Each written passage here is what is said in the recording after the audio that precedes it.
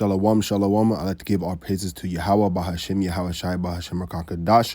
Double honors to the apostles of Great Millstone for teaching this truth and sincerity, and shalom to the Akiyama and few sisters that may be listening. So this is just a quick one undone on Matthew 7. I'm going into essentially humility, because you don't want to boast up yourself or be proud. You want to be in a humble state, and the scriptures talk about that a lot. But just going to dive into it here. Matthew 7, judge not that ye be not judged. For with what judgment ye judge, ye shall be judged. And with what measure you met, it shall be measured to you again. And why beholdest the mote that is in another brother's eye, but considers not the beam that is in thy own eye? Or how wilt thou say to a brother, let me pull out the mote of thine eye, and behold a beam in thy own eye? Essentially going into not holding yourself in too high of a regard, like not boasting yourself. Don't think you're better than another brother, or make fun of him, or try to correct another brother when you are going off as well. You don't want to make sure you're on point before you even try to correct another brother. But like correction itself isn't bad, or rebuke isn't bad, but you don't want to be like talking shit onto another brother. There's a difference between talking shit and rebuke or correction. Because rebuke and correction is going based off the scriptures. It's holy, there's nothing wrong with that as at all. But you don't want to boast and say, I'm doing this, so why aren't you doing that? Like, I'm better than you, why aren't you doing this? Right? Because every brother is giving their own, their own portion according to Yahweh Bashim Shai. So you want to stay in a humble state.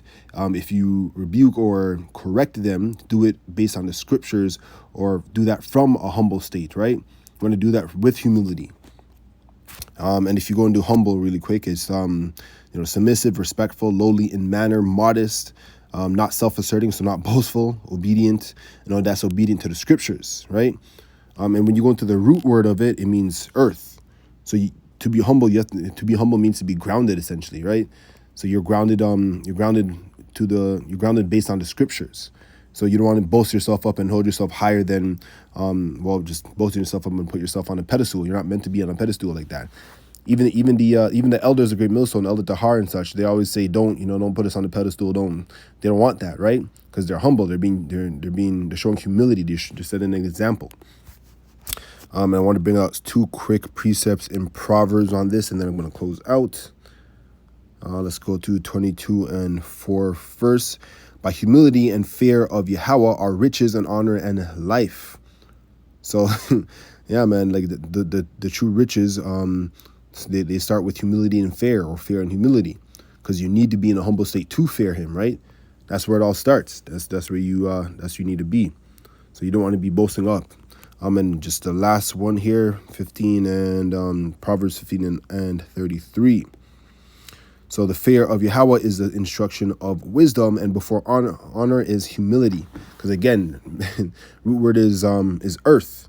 It's earth, so it goes back to being rooted. I want to see it actually. I want to see what it says here actually for humility. It just says humility, meekness. Yeah, but again, earth. Man, it means you're grounded with the scriptures. You don't want to be boastful and hold yourself in higher regard than you should, right?